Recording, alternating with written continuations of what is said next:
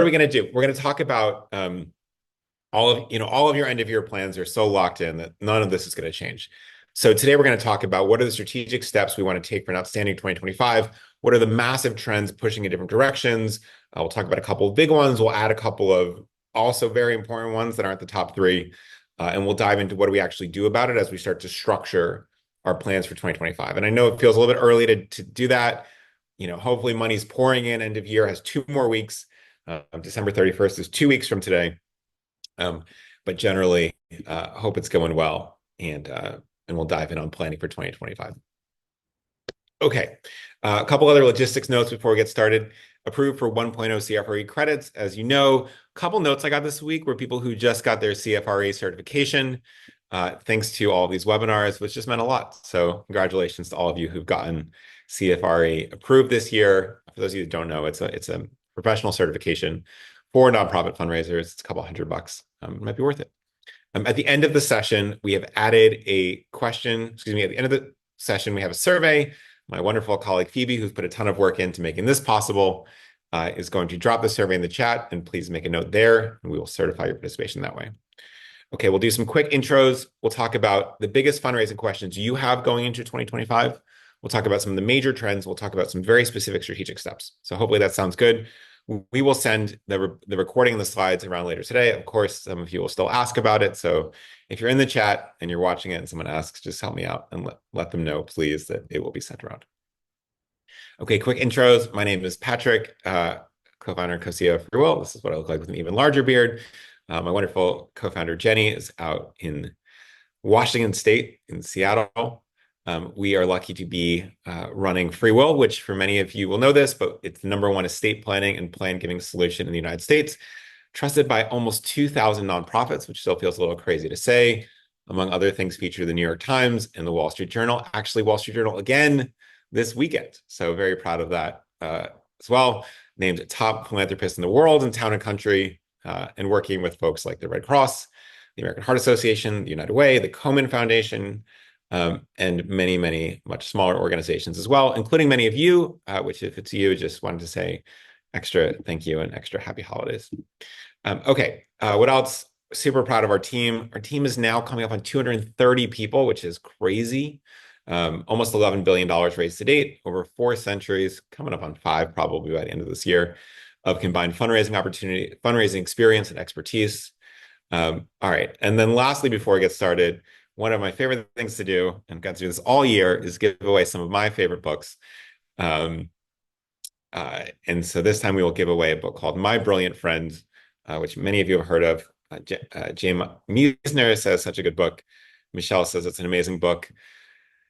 Make a note at the end of the session again in the survey if you'd like it. I would only give away books that I have read. So last week we decided to do this, even though I haven't read it, because the New York Times named it the best book of the century in their latest review. Why they did the best books of the century in 2024 and not even a quarter way through the century in 2025, I don't know, but perhaps they thought it was a slow news year and had to drive up some clicks. Anyway, so last week, Phoebe and I decided we would give this away. And then I decided I should probably read it as well. And because, as many of you know, the plane ride from New York to Hawaii is exceedingly long. I read the whole book yesterday, or on Sunday rather, and it was absolutely outstanding. So I've now read this. I would let me know if you want to read it, but we will drop a note in the survey, not in the chat, in the survey, and we will select some folks and send it to you. Really a delightful book. I will warn some of you that there are some adult themes in this, as there are in many great novels. So, but you're an adult, you can handle it, but just putting that out there.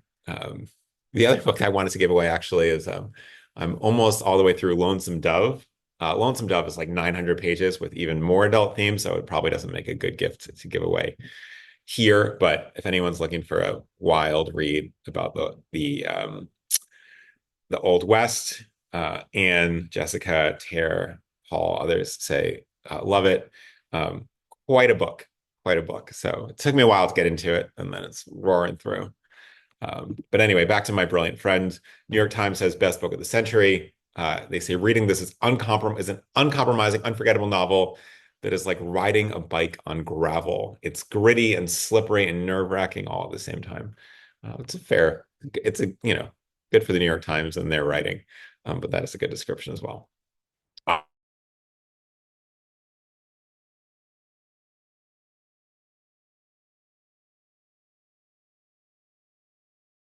Anxious, but generally feeling good. One note actually is that while most people feel great around the holidays, it's a great chance to check in on your friends and neighbors who might be a little bit more alone or a little bit more sad.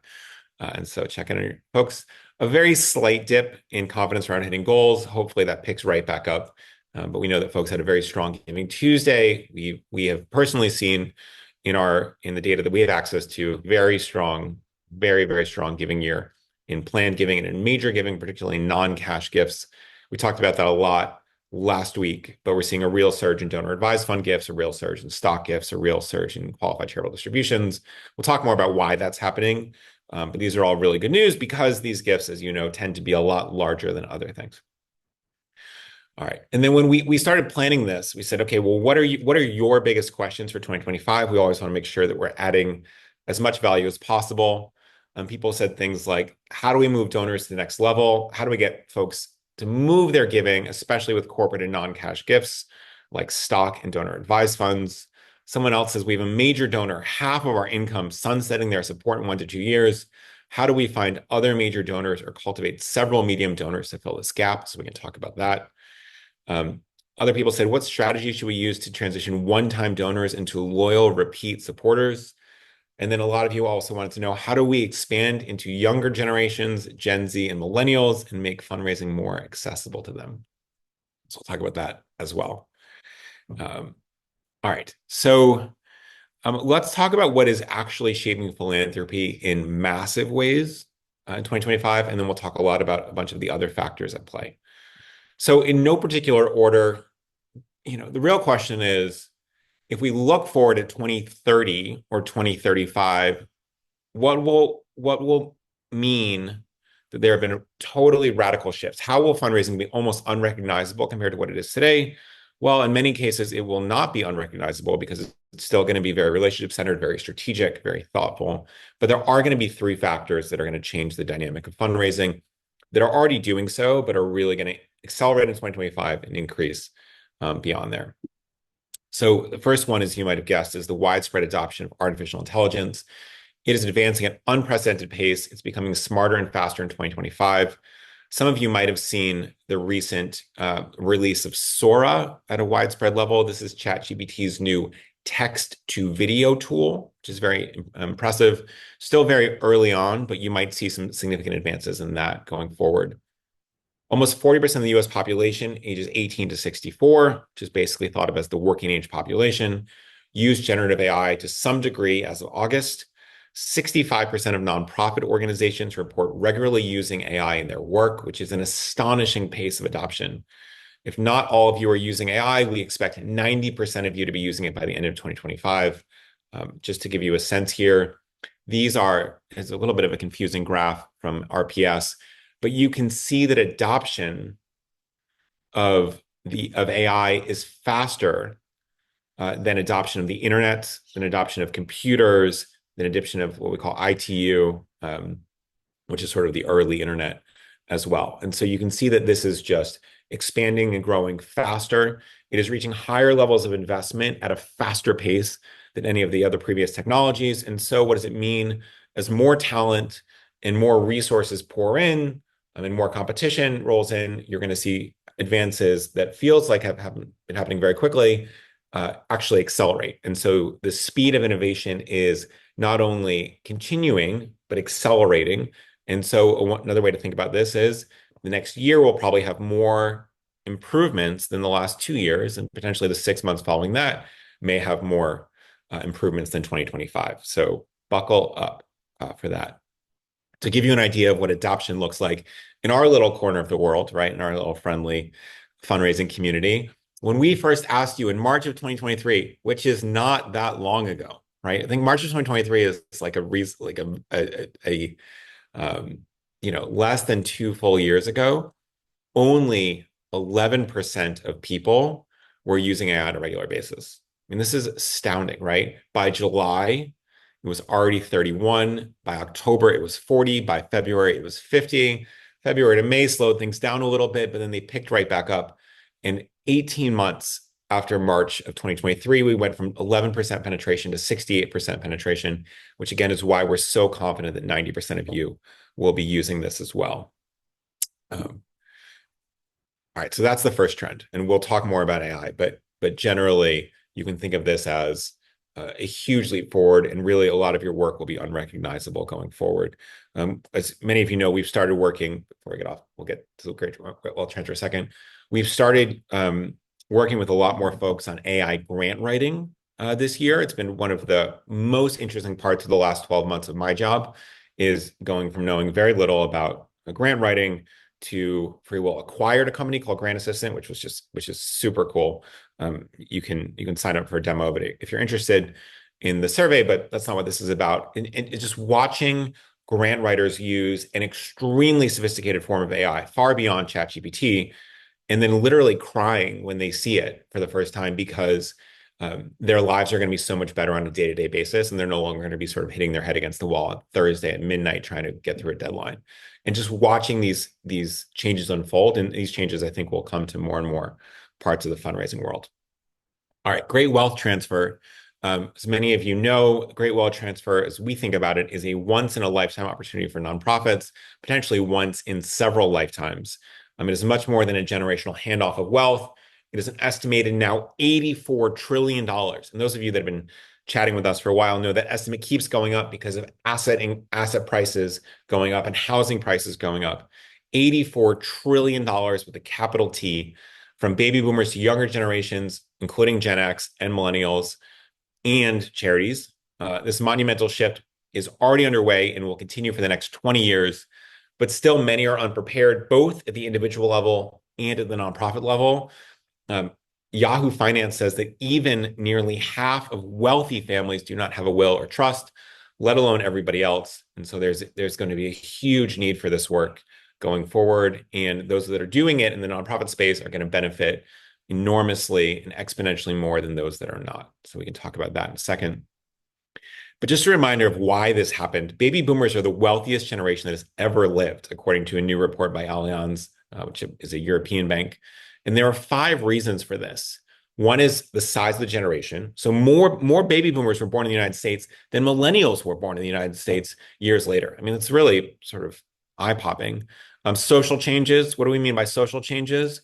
We mean in the silent generation, which was before the baby boomers, how many people worked? Well, you had a lot smaller population, and about half of them had paying jobs, right? Because most women were working in the home, most men were working for salaries, and the social changes of the 60s, 70s, and 80s really changed that. And so you had a lot of dual income households, which is just a lot more income overall than a single income household, right? Makes sense. Education rates. So we had more people, we had a higher percentage of them working, which is important. And then the education rates of this group are so much higher. So on average, about 25% of boomers have a bachelor's degree, whereas the preceding generation only 10% did. So you had 2.5 times more college-educated folks. So the folks who are working were making more money, right? There are more people working of the people that exist, and there are more people that exist in the generation. And then obviously, once they start investing, housing prices and economic market performance all goes up together, and it all conspires to make baby boomers, again, on average, not everybody, but on average, the wealthiest generation in world history. If you want to go a real deep, if you miss us, which I would appreciate, if you miss us over the next 2 weeks, and you're not getting enough of baby boomer demographic history, feel free to go to some of the webinars that we've done on older donors in particular for a deep dive. But that's a little bit of why boomers are so wealthy. When we look at the Great Wealth Transfer, you can see how large the population of folks over 65 is by 2020 compared to previous years. You look at this compared to 1980, there are actually twice as many folks over 1965. And as a percentage of the total population, this number is going up and up and up. right? It's easy to forget that in 1920, less than 5% of America was over 65, which is crazy. And that number jumps up until about 1990. It stays steady from 1990 to 2010. Now, why did it stay steady? It's because the silent generation, the preceding generation, is actually quite small. And then it shoots back up once the oldest baby boomers hit 65. And of course, the oldest baby boomers are now turning, let's see, um, born in 1946. So they'll be turning 79 years old in 2025, right? So quite a bit old. It's important to understand why they hold so much wealth and what we mean by wealth. So we don't mean necessarily bank accounts. We mean stock investments. We mean IRAs, which are become enormous. We mean donor advised funds. We mean houses, right? We mean bonds. We mean business interests. These are all asset-based forms of wealth that grow when the market is strong. And 2024 has been an extraordinary year for the stock market. It's part of the reason I'm extremely bullish on your end of year giving, but especially for those of you that are looking at asset gifts, you will have a very strong end of year. Those of you that are just focused on $50 gifts from smaller donors, you may have a harder time this year based on a bunch of the trends that we're seeing. And so as a result, the value of these assets has grown significantly, and all of that money is sitting waiting to go somewhere. Now, one of the other social changes that we haven't talked about, but is equally important to the uh, second income in the house is, anyone have a guess as to what the other major change in sort of social behavior and even scientific advancements, which is a hint, driving the great wealth transfer, particularly for charitable giving. It's not AI. Anne is close with not getting married. Any other guesses? Two incomes, life expectancy change. Mary's right. Fewer children. Kristen puts an even finer point on it with his modern birth control, which is extremely effective compared to previous options available to families, meant that you have much smaller family sizes and many more people choosing to not have kids. You also, that sort of dual income setup and women able to make money outside the home allowed more women who did not want to be married to stay unmarried and not necessarily starve, which, if you didn't have access to a big income and, usually the income of a partner in 1910, you were not doing that great. And so these factors compound to this idea that more folks either have fewer kids or no kids at all. And people who are, just to give you a sense of this, when we look at all of the wills and all of the plan giving across FreeWill, about 14 to 16% of folks were never married and don't have kids. So relatively small percentage. Those people make up half of all charitable giving in terms of plan giving. And so as that group expands, you see a really big a really big increase in charitable giving. So really big years coming for plan gifts. Those of you that are sort of as nerdy as I am know that when the Giving USA report just came out, bequests were the only type of giving that outpaced inflation, right? So bequests are on the rise compared to everything else. When we think about, we're talking about assets because, so little of American wealth is in cash that having these assets tends to be extremely important for giving across the board. Boomers, as we chatted about, boast a higher rate of stock ownership than previous generations. Since 2001, 60% of boomers have consistently held stock. Holding stock is great. Holding stock for early and a long time is even better. In 2023, the S&P 500 finished 24% after a rough year in 2022. And 2024 saw stocks have their best first 3 quarters of the 21st century. And the S&P 500 is currently up 28% year to date. So, 18% plus 28%, you're seeing really strong growth here. And we are, if you are an S&P watcher, we're having a strong December, to say nothing of the day that Bitcoin is having a new all-time high yesterday. Now, when we think about assets, and I don't mean to keep harping on the stock market, but I will because it's so important to each type of giving. Now, many of you have recently started investing in marketing QCDs, qualified charitable distributions. These are gifts out of an IRA. And why are you smart to do this? Because IRAs are larger than they have ever been. $14.5 trillion is sitting in IRAs. And as you can tell, most of that is happening in general investments and mutual funds. And so mutual funds largely track the stock market, and you can see their growth is not because so much money is getting poured into IRAs, it's because the money that's already in IRAs is growing. And the sun has risen here, so you can see the light shifted as I promised. So we'll stay on the great wealth transfer and we'll talk about IRA growth. So the average IRA balance in Q3 2024 was over $130,000, up 18% in just a single year, which is wild. The number of IRA millionaires, people with $1 million in their IRA, grew 5% to more than 400,000 people in Q3, which means there are 400,000 people who are millionaires based only on their IRA, not counting home prices, not counting anything else, right? So, wow, that's sort of astonishing. And it creates major non-cash giving opportunities, particularly for qualified charitable distributions. And we're also going to talk about what this means for donor advised funds. So the rise of donor advised funds, which is another part of these sort of big three trends, it's really the third one, the massive shift to donor advised funds. DAFs are the fastest growing charitable giving vehicle.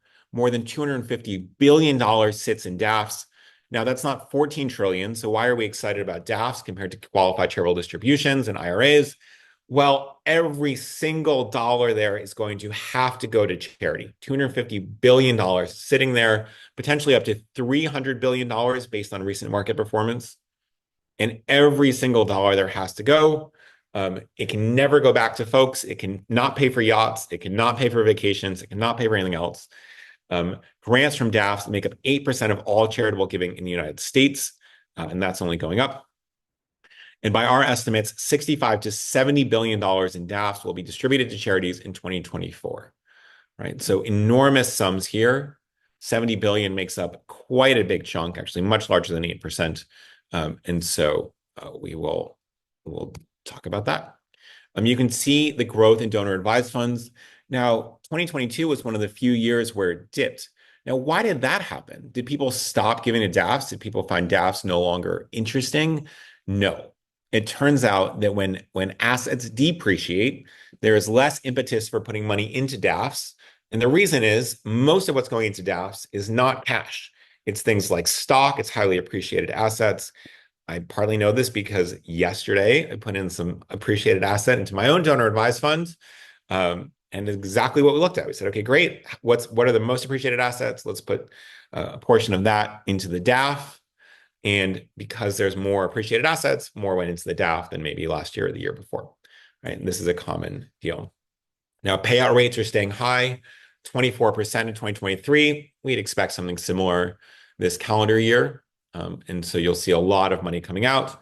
Now, if there's $250 billion and 25% of it comes out, gosh, what is that? We're basically looking at 62.5%. Is that right?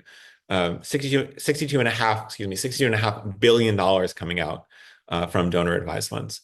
So someone can audit my math, but that gives you a rough sense of how much money to expect. Now, DAFs aren't only rising in popularity among donors. Nonprofits like you are quickly adopting them. And this is one of the things we'll think about in 2025. Nearly 60% of nonprofits are fundraising DAF gifts. Over half of fundraisers we surveyed are actively fundraising DAF gifts now. This is a very big shift from 2023. You can see 56% here are actively soliciting or promoting DAF gifts. And then if we ask you if DAF gifts are a higher priority in 2025 than they are today, or excuse me, if they're a high priority, 20% of you, now a full 1/5, say yes, one of my very highest, 35% say a high priority, and we're really falling into almost no one saying it's a low priority. So you start to see this really big shift leftward on that. Nice Hawaii themed picture here. I did not pick it. Thank you, Phoebe, for doing this for me. But one of the bonus trends is as we see the rise in DAFs, right? It's not that all of that money is purely bonus. A lot of it is shifting away from other types of giving. And particularly, there's a massive decline. This is important. There's a decline in cash giving. Now, the reason for that, we covered this a lot last week, but it's one of the most important points for you to understand going into 2025. So we'll talk about it briefly again. Cash donations used to offer tax benefits. And for 90% of people, this is no longer true. It means giving cash is more expensive for the average donor who does not itemize their taxes. Inflation has been a double whammy here. It's made operational costs more expensive for you, and it decreases the purchasing power of cash gifts. And people are opting out of cash due to cultural shifts like the move to digital, the decline of checkbook usage. Not enough people talk about how dead checks have gotten and what that means for giving. And then the decline in giving behavior that is often taught at a young age by house of worship attendants. The good news, of course, is that the share of non-cash donations grew from 27% in 2013 to 46% in 2021. So look at this. I mean, non-cash gifts grew to 46% in 2021. They make up nearly half of all itemized charitable contributions, right? These are itemized, so this does not count the sort of small, but of the big gifts, more than half or almost half are non-cash. And you can imagine that if that's true in 2021, if we follow that trend line in 2024 and certainly in 2025, more than half of your big gifts are going to be non-cash. Let's say that again, more than half of your big gifts in 2025 will not be cash, which means if we're only focused on cash, we are losing the battle. In January, 41% of fundraisers reported an increase in non-cash gifts during end of year season, meaning January 2024 reporting on December 2023. 41% said these are going up, and that checks with all the other data that we have. When we asked you compared to today, were the cash gifts at your organization larger, smaller, et cetera, you see actually many people say they were larger. Some of them say we're about the same. 35% say they were smaller recently. But of course, given income and sort of inflation shifts, this is generally a downward trend. Bonus trend, as we talked about, our internal data shows the number and total dollar amount of non-cash giving is dramatically up in 2024. We've already seen more gifts, and this was true a week ago, in 2024 than 2023 before we get to peak end of year season. So there's a huge deluge of non-cash gifts coming. This means when we say non-cash gifts in particular, we're talking about stock gifts, donor advised funds, QCDs. These are gifts out of an IRA for people over 70, and crypto gifts, which are obviously relatively small compared to the others, but on the rise as crypto is getting enormously large. So, okay, let's come back to our major trends. One is the widespread adoption of AI, changing the way that fundraisers work. 2 is the great wealth transfer continuing on. 3 is the rise of donor advised funds and some of the associated asset giving. And 4 is this sort of seesaw effect where cash gifts are going down, non-cash gifts are going up. And we see that continuing year over year over year. So it'll be more important in 25 than it was in 24. 24 was more important for non-cash gifts over 2023. Susan said, oh, excuse me. Someone asked, what do you do? And Stephanie said, add it to your website, add a line to direct mail pieces, put it everywhere. Thank you, Stephanie. That should be the whole presentation. Good work. All right. So what do we do? What do we do about this? There's a lot going on. There's other things. We obviously have a new administration. We have other sort of factors going on. We have millennials stepping into their own, right? So we always talk about younger donors as millennials and Gen Z, and I wonder how long millennials will sort of stay in the category of younger donors. So hopefully we'll stick around for a little while, but we'll see. All right. Step 1, AI in your workflow. So we told you in 2023, it was the year that folks started experimenting. AI was the year we started to do something with it. 2025 is the year that we start to scale it, right? And it means we do more work smarter, not just harder. And what we want to do for each organization is create 2 or 3 goals specifically around how your team should be using AI to maximize your work in 2025. Some sample goals to consider: for every 3 to 5 months, ask AI to refresh or review your major donor talking points for any relevant changes or updates. You can create profiles that represent different types of donors. As an example, major donors, lapsed donors. We use these as a foundation to quickly guide AI to craft more tailored messages without inputting donor information. Step 2, many of you think your website could be a lot better, and there are 2 baseline actions for 2025, right? So we've sort of moved on from AI. One is making sure it's optimizing for mobile. Mobile is going to be more than half of the traffic to your website in 2025, and yet almost all of you just look at your website on a desktop. We want to make sure to confirm accessibility. What's one of the things we're happening in America? Well, we have more older folks than we used to. And what correlates with being older? Decreases in vision. Obviously, not only for older folks, but it's more prevalent there. Decreases in hearing ability. And these folks are often quite well-to-do as well. So we want to make sure that we're not turning folks off. As I mentioned, mobile traffic constitutes about 43% of all web traffic. 94% of nonprofits have a website that is optimized for mobile browsing. So good for you all. If you're not sure, we will link this in the PDF, but Mator, I don't know. Maybe it rhymes with automator. Their mobile-friendly test will analyze your website for free. But on the other hand, only 22% of you have websites designed for those with visual and hearing disabilities. That's not great. What are the biggest failures in WCAG, which is one of the sort of thresholds for accessibility? The worst failure is low contrast text, which makes it much harder for people to read with poor eyesight. Missing alt text means if I scroll over a photo, but I'm hard of hearing, or sorry, excuse me, hard of sight, can I use a screen reader to tell me what the photo is? Missing form labels. If I'm trying to fill something in, will you tell me where it is to be a phone number versus an address? Empty links, empty buttons. What does that mean? What is an empty button? It means there's not text associated telling me where that button's going to take me, and missing document language as well. Back to the websites. So WCAG, Web Content Accessibility Guidelines, is the set standard of accessibility. If it's compliant, it will be accessible to the highest number of visitors. Accessibility Checker is a site that will diagnose your website for free. It's super critical for your entire website, especially for your Ways to Give page of 2025. Also, please, please, please, please make your planned giving website, WCAG, accessible. Why are we talking to 85-year-olds with very difficult to see text?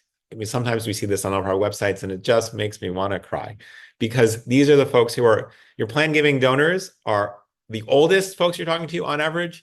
And yet sometimes we make it hard for them to access. Not great. All right, shifting from older donors all the way to younger donors, excuse me, sort of young donors, millennials like me, we are being supplanted by Gen Z in terms of being the purveyors of culture, being the young people on the scene.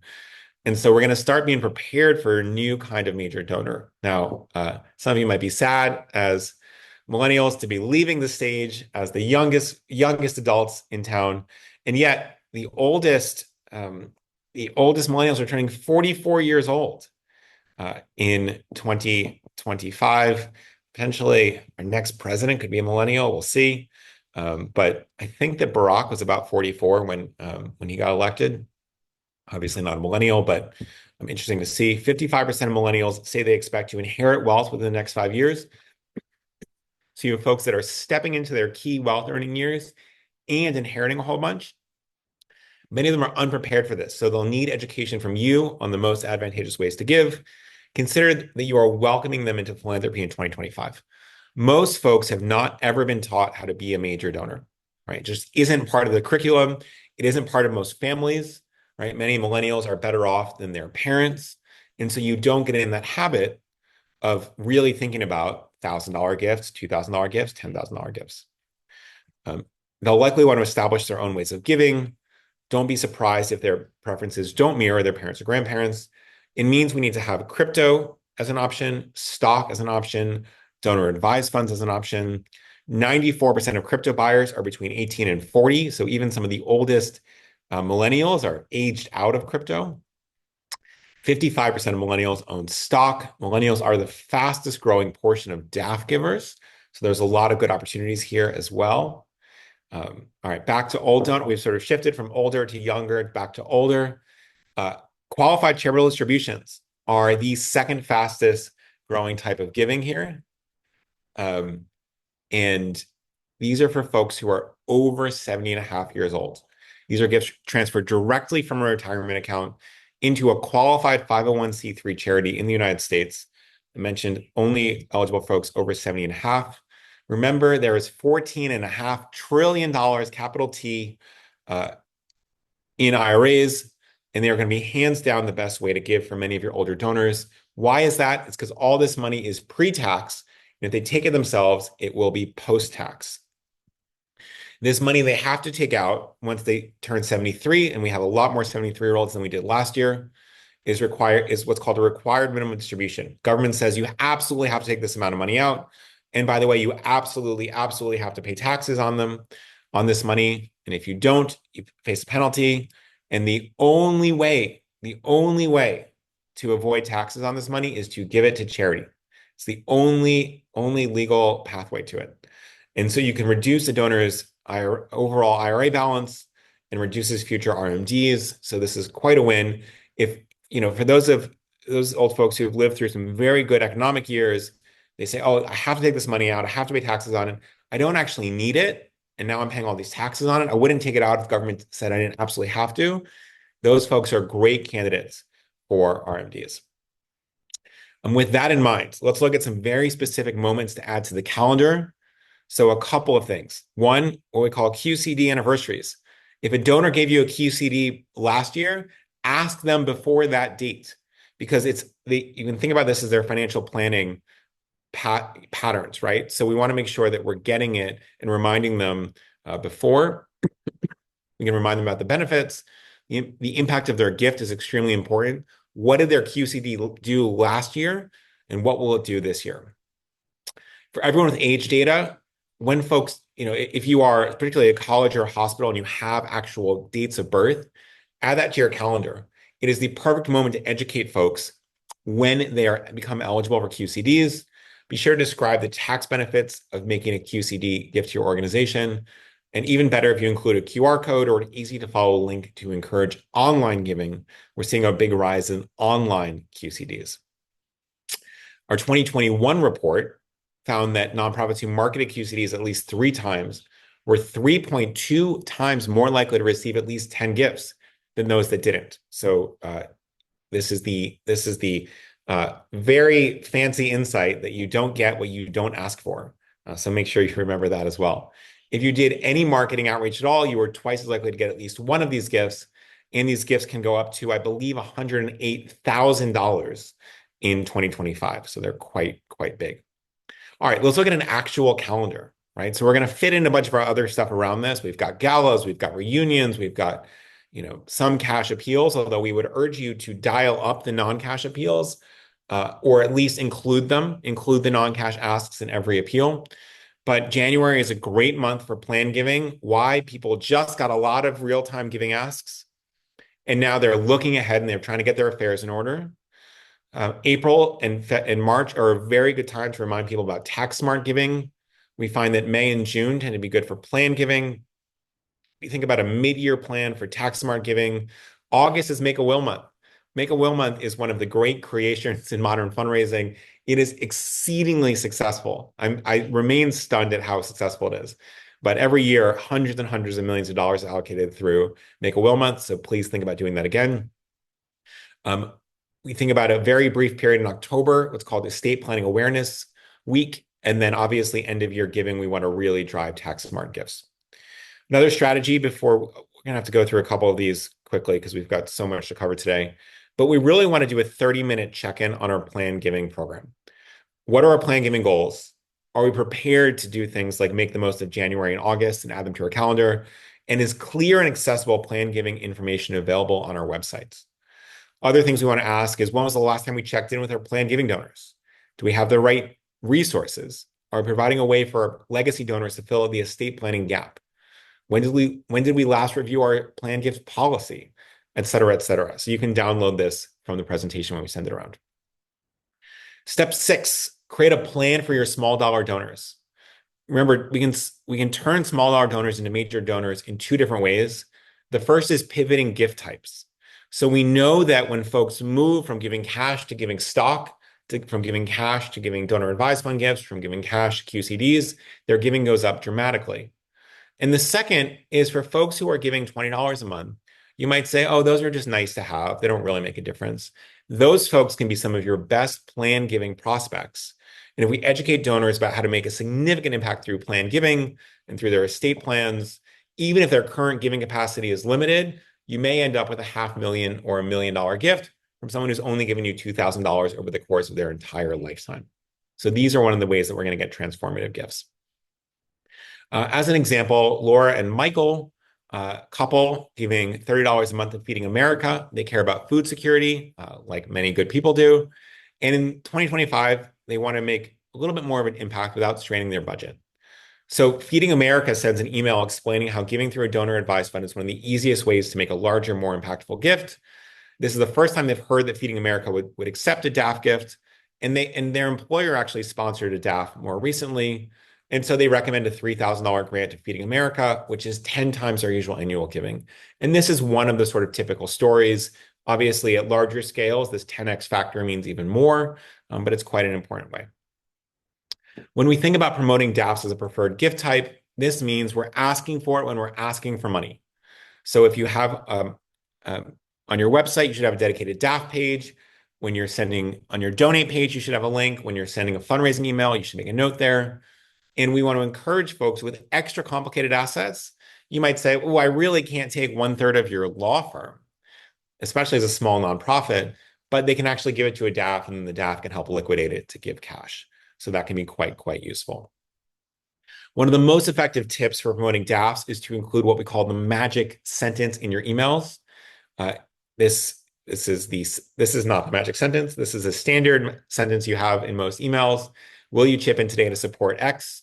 And then the magic sentences note many people choose to give from their assets, stocks, gifts from their IRA, cryptocurrency, and grants from their donor advised funds to see even larger tax savings. Now, that even larger tax savings allows people to think bigger about the types of gifts they're going to get, and it drives even larger gifts. That's half the benefit. What's the other half of the benefit? Some of you are stubbornly holding on to cash giving as a thing you want most in the world. And normally we would say, okay, you're being silly. But one of the things we know from research is that when we remind people of their assets, right, their stocks, their IRAs, their giving overall goes up, and it will actually increase the size of the cash donations you get. So please, please, please make it a New Year's resolution to include this sentence or something similar to it in every email. And then lastly, this is a little bit of a cop-out, but we do have a great picture of candy cane hearts for you on the right to make up for it, is that we think that the successful organizations, as we've watched over the last 8 years and worked with a lot of organizations for almost a decade, the ones that are successful are the ones that stay curious and continue to learn every day. The folks, again, we've worked with different nonprofit fundraisers for 8 years now, and we've watched folks go from being an intern to a junior person to a senior person to a development director at a larger organization. And the difference there is who are the curious folks, right? Who are constantly learning. And so we will be working, probably do at least 25, maybe 30 of these sessions over the course of 2025 as economic shifts, as the political landscape shifts. Some things are more predictable, like demographics. Some things are less predictable, like politics and economics. Any new legislation changes, any new overall trends. Certainly AI is going to have some big leaps forward, some in predictable ways, some in unpredictable ways. And so please join us for that. If you have any thoughts on things you'd really love to hear about the coming year, we are making at least our first quarter calendar right now. So we would love your feedback. We are dropping a survey in the chat. Thank you, Phoebe, as always. I'm going to pause the chat for a moment so people can make sure to find that link. But that is one of the things that we're doing. What's in that chat? Again, recording in the survey, recording and slides, a chance to win My Brilliant Friend by Elena Ferrante. We didn't even talk about the most interesting thing about that book. So before we get into resources, I want to talk about it. That is a pseudonym, and no one knows for sure who the author is, even though she's the author of, or potentially he, but more likely a woman, of New York Times top book of the century. And so there's a whole sort of fascinating subplot there about who in Italy are these people who are writing it. Is it one person? Is it two people? And there's some theory that it's a couple writing it, but anyway, quite interesting. So Elena Ferrante, My Brilliant Friend. If you don't get it in this, we would love to send it to you as a holiday present, but if not, feel free to pick it up at your local independent bookstore. On Thursday, we are going to have a session on sort of the full FreeWill offering. What does it look like? My colleague Jack will share how 1,800 different nonprofits use FreeWill to scale their planned giving and non-cash giving. Also, if you're interested, we can set you up with a one-on-one meeting about the AI grant tools that we discussed, about ways to grow your donor base or ways to convert more of these smart gifts and planned gifts. So just make a note in the survey. And we have a lot of brilliant folks on staff who you would love meeting with. Lastly, our next webinar is not for almost a month, which feels like a very long time. And we're going to talk about career growth, right? So we spent today talking about organizational growth in 2025. We're talking about career growth, whether you are a super newbie or whether you are a director of development with only a few years left in your career. Come hang out with us. We'll talk about what are the 5 skills that will be most useful in up-leveling your career, and how might you put those in practice almost immediately. What are some of the shortcuts to learning these and getting smart about them?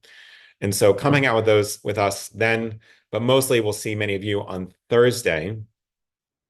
And then lastly, well, 2 things. One, lastly, you can shoot me an email at patrick@freewill.com. And even more lastly, this is the last session of the year. Mostly wanted to say thank you to my colleague Phoebe, who's busted her butt all year, delivering unbelievably strong content and training to so many of you. And so big thank you to Phoebe and the rest of the FreeWill team, which is just works harder than you can imagine and cares more than is healthy, because the work that you all do is so important. And then a second thing to you all, I mean, what a wild year it's been, from AI to elections to increasing donor advised funds to a whole bunch of other sort of fun, chaotic moments. And it just means a lot to us to be able to gather with you on the regular. Many of you don't get to see how many folks are in the webinar, but we passed well over 1,000 today. Sometimes we hit close to 2,000. Sometimes we get 500, which is still a ton. And it's so much fun for us to be learning alongside you, to hear your questions, to get sharper by them. And so it's just one of the great honors that we get to have. And we just really, really, really appreciate you. So Merry Christmas to many of you. Happy Hanukkah to many of you. Happy New Year to all of you. And really just thanks again. And we will see you on Thursday or see you in 2025. Best of luck with end of year, and talk to you all very soon.